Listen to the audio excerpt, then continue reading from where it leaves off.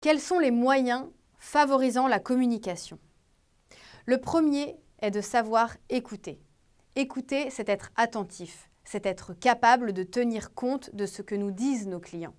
Écouter, c'est savoir se taire et vouloir réellement comprendre les informations que le client nous donne. C'est encore être actif par notre écoute. Les outils de l'écoute active sont l'art du questionnement et de la reformulation. Pratiquer l'écoute active, cela consiste à écouter ce que dit le client, observer son comportement, ses gestes, ses attitudes, questionner au bon moment.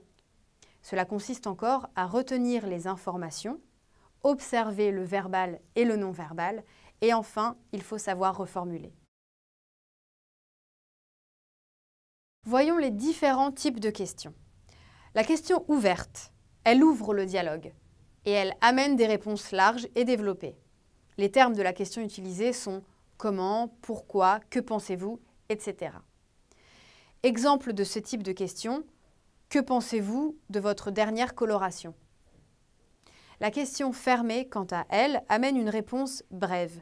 Les termes utilisés sont avez-vous, aimez-vous, connaissez-vous, etc. Exemple de question, quelle est la date de votre dernier shampoing? Il existe aussi la question alternative qui laisse le choix à la cliente. Exemple de question, préférez-vous le reflet cuivré ou le rouge? Une fois la question posée, il faut écouter la réponse et cela demande d'être actif. Écouter activement son client, c'est l'écouter sans porter de jugement pour une meilleure compréhension de son souhait.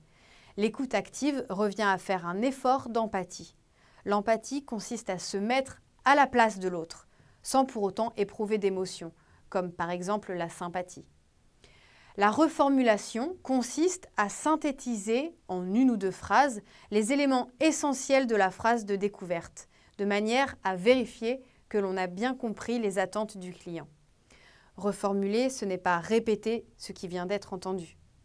La reformulation améliore non seulement la qualité de la découverte du client, mais aussi celle de la communication de l'entretien de vente. Elle permet de vérifier que le sens de l'information a bien été compris par le vendeur. Elle montre au client que l'on s'intéresse à lui et à ses attentes. Elle permet d'aider le client à retenir l'essentiel de son propos et au coiffeur de valider les propositions pour la prestation à venir.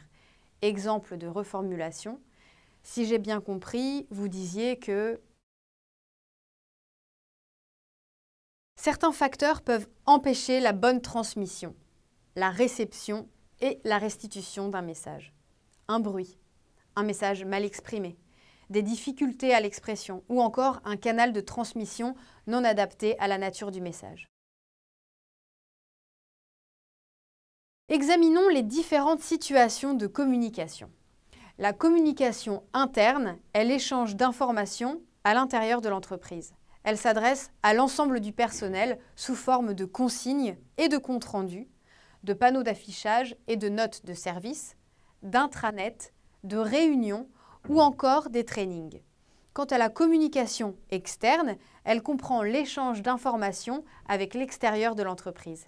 Elle s'adresse aux clients, aux fournisseurs, sous forme de réseaux sociaux, lettres et documents commerciaux, messages téléphoniques ou courriers électroniques, support publicitaire et PLV, publicité sur lieu de vente.